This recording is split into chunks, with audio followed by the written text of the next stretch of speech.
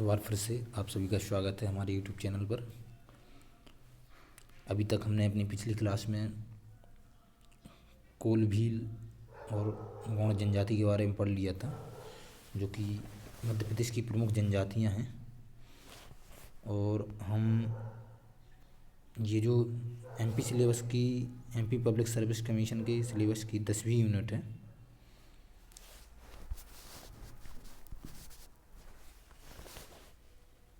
उस सिलेबस के अकॉर्डिंग मध्य प्रदेश की प्रमुख जनजातियों के बारे में अध्ययन कर रहे हैं। आइए हम अपनी इस क्लास में अगली जनजातियों के बारे में अध्ययन करेंगे। चलिए तो शुरुआत करते हैं। कोरकू जनजाति यह मध्य प्रदेश की चौथी सबसे बड़ी जनजाति है।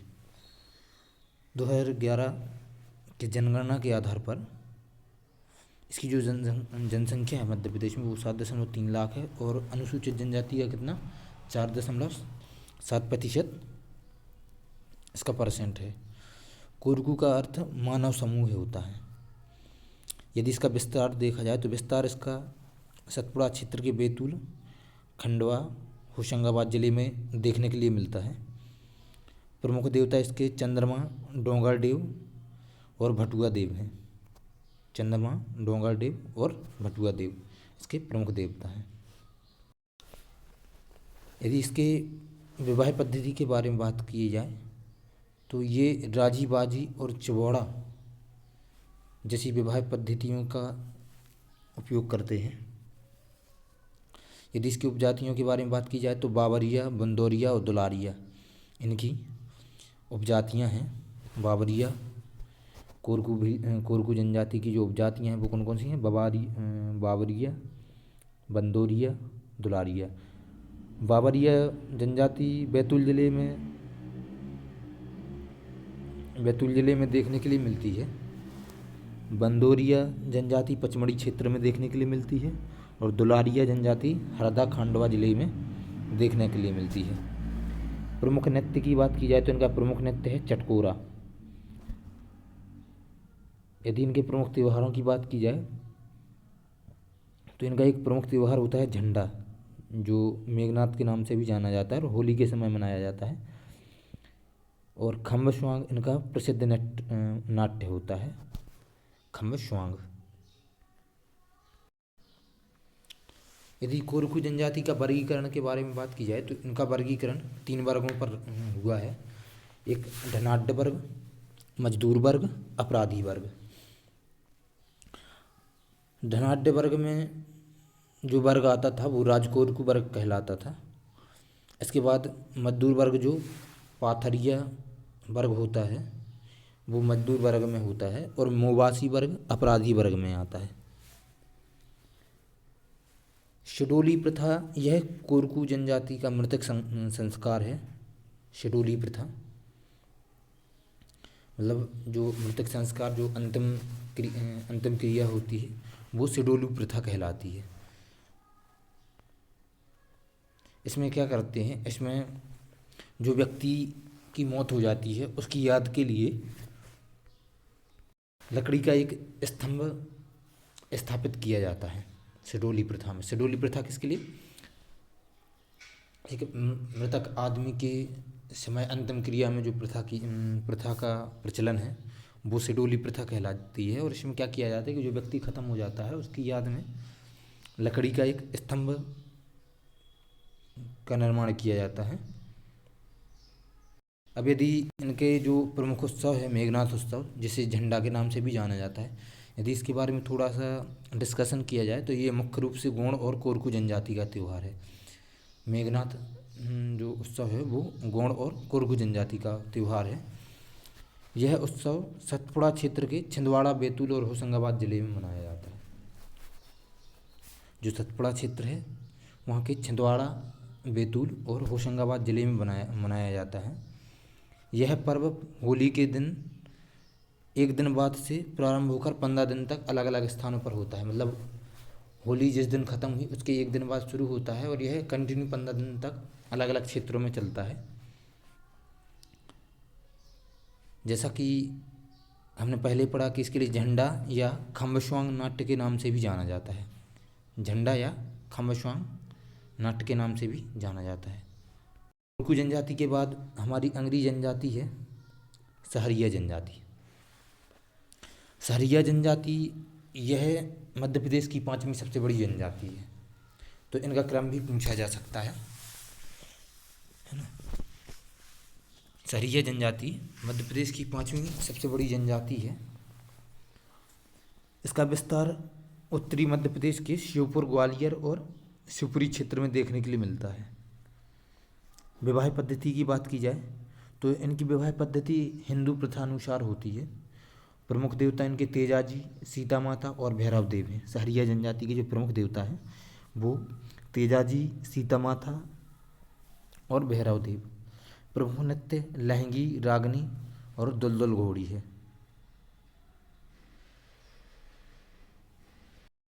यदि इनके विशेषताओं के बारे में देखा जाए तो इनका घर या मोहल्ला है ना, जो कॉलोनी होता था गांव, उसके लिए सहरोल कहते थे। जो इनका गांव या मोहल्ला होता है उसके लिए सहरोल कहा जाता है। और इनकी जनजाति में लड़की का जन्म होना शुभ माना जाता है। सहरिया जनजाति में लड़की का जन्म होना शुभ माना जाता है।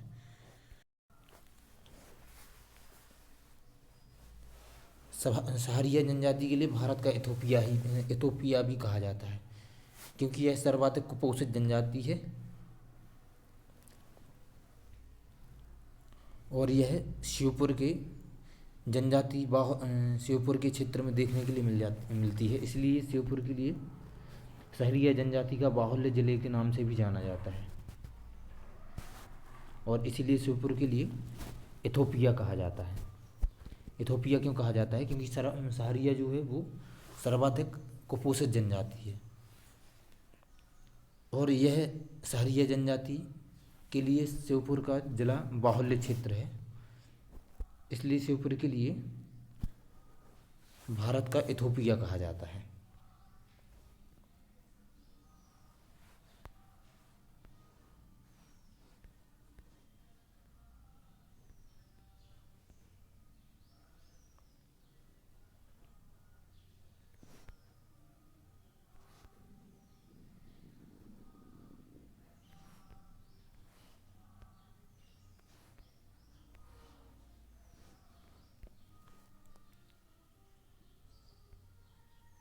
यदि हम अपनी अब अगली जनजाति बैगा जनजाति के बारे में बात करें तो यह मध्य प्रदेश की अत्यंत पिछड़ी जनजाति है बैगा जनजाति। इनके लिए प्रकृतिपुत्र या बिछावार भी कहा जाता है। क्या कहा जाता है? प्रकृतिपुत्र या बिछावार। इनका विस्तार बालाघाट, मंडला और डिंडोरी जिले में देखने के लिए मिलता है बैगा जनजाति का। इनकी उपजातियाँ रायमैना, काठमैना, नरोतिया, भरोतिया आदि हैं। इनकी उपजातियाँ कौन कौन सी हैं? रायमैना, काठमैना, नरोतिया, भरोतिया। विवाह पद्धति की बात की जाए तो लमसेना, चढ़ विवाह और पैठल विवाह इनकी प्रमुख विवाह पद्धतियाँ हैं। लमसेना, चढ़ विवाह और पैठल विवाह। प्रमुख नृत्य की बात की जाए तो परधोनी, कर्मा के लिए गिनीज बुक रिकॉर्ड में भी शामिल किया गया है। बैगा जनजाति का जो प्रमुख नृत्य है कर्मा। सजनी, जो कि दीवानी और बिलमा नृत्य के नाम से भी जाना जाता है। तो इनके प्रमुख नृत्य कौन से हैं? परधोनी, कर्मा एक ऐसा नृत्य है जिसे गिनीज वर्ल्ड रिकॉर्ड में भी शामिल किया गया है। सजनी, दीवानी और बलमा।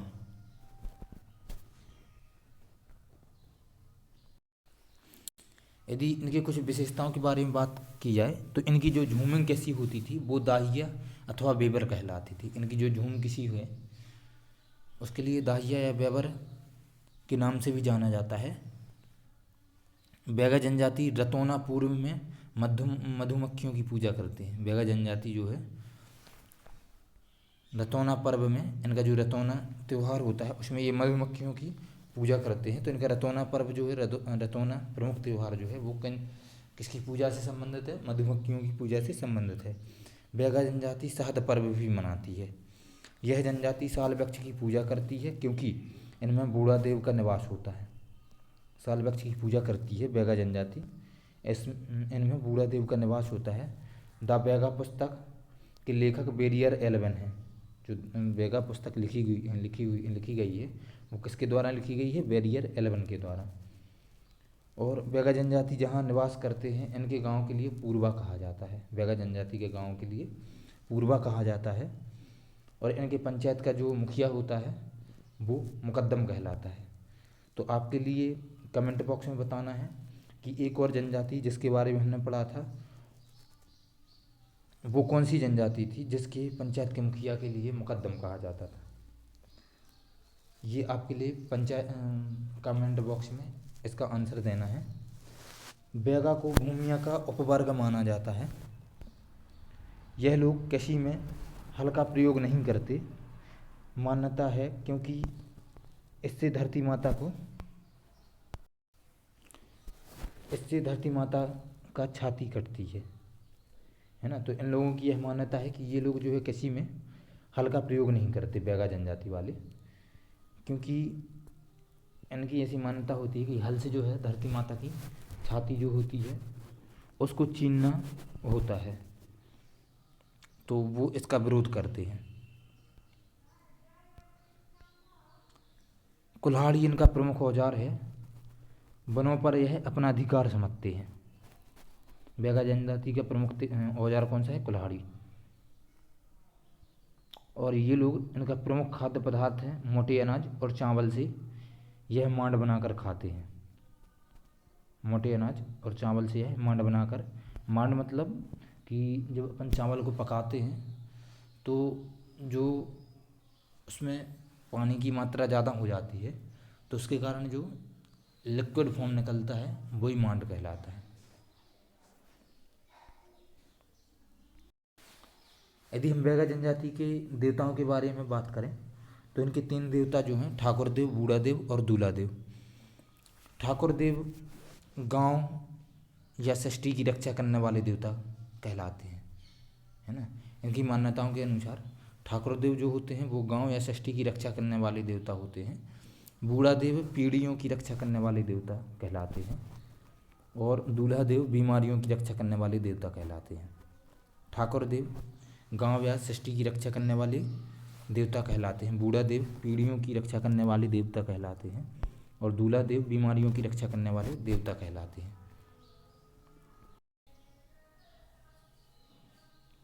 आदिम जाति कल्याण विभाग का नाम अब जनजाति कार्य विभाग कर दिया गया है और 15 नवंबर को प्रतिवर्ष जनजाति गौरव दिवस के रूप में मनाया जाएगा।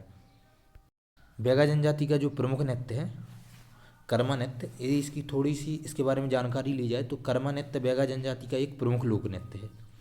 कर्मा नृत्य बेगा जनजाति का एक प्रमुख लोक नृत्य है।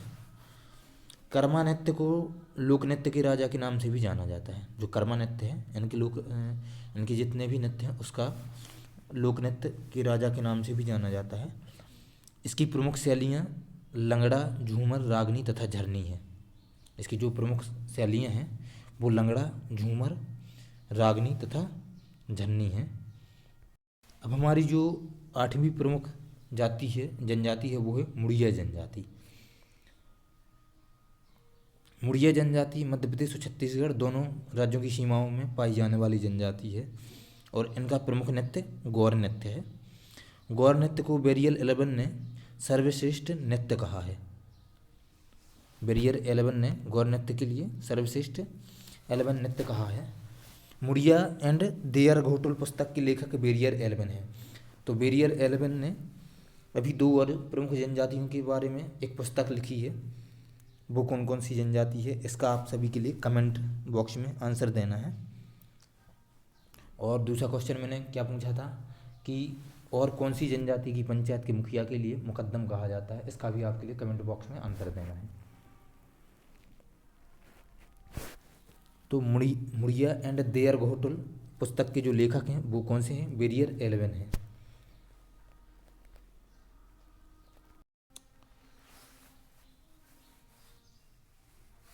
युवागृह जिसे डोरमिटोरी भी बोला जाता है, यह प्रथा आदिवासियों की समृद्ध परंपरा का एक रूप है। युवागृह, इसके तहत क्या किया जाता है कि जो अविवाहित युवक युवतियाँ होती हैं इनके लिए इस संस्था के द्वारा इनकी जो प्रथा होती है और रीति रिवाज और संस्कृति होती है उसकी शिक्षा दी जाती है युवागृह। तो युवागृह एक इनकी परंपरा का रूप है। और इसमें क्या होता है, इसमें जो अविवाहित युवक युवतियाँ होती हैं इस संस्था के द्वारा उनके लिए इनकी जो प्रथा और रीति रिवाज संस्कार शिक्षा होती है उसके बारे में शिक्षा दी जाती है। प्रमुख जनजातियों के युवागृह के बारे में बात करें तो घोटल या चेलक मोटियारी ये मुड़िया जनजाति का युवागृह है। रंगबंग ये भरिया जनजाति का युवागृह है। घोटल या चेलक मोटियारी ये मुड़िया जनजाति का युवागृह है और रंगबंग ये भारिया जनजाति का युवागृह है। हमारी अगली जनजाति है बंजारा समुदाय। बंजारा समुदाय यह एक घुमंतू समुदाय है। यह विशेषता मध्य प्रदेश की सीमा पर पाई जाने वाली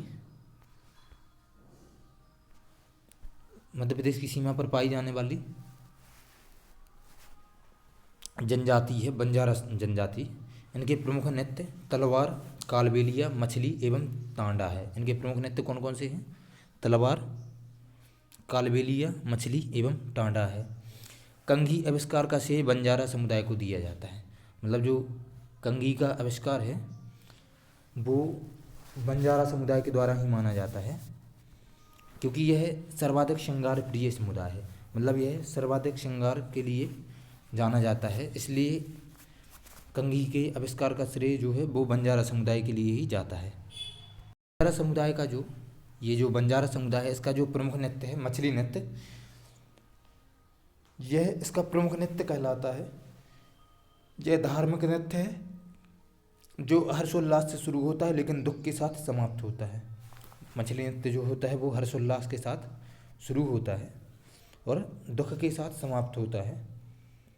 यह नृत्य मध्य प्रदेश राजस्थान सीमा में अधिक प्रचलित है। मछली नृत्य मध्य प्रदेश और राजस्थान सीमा में अधिक प्रचलित है।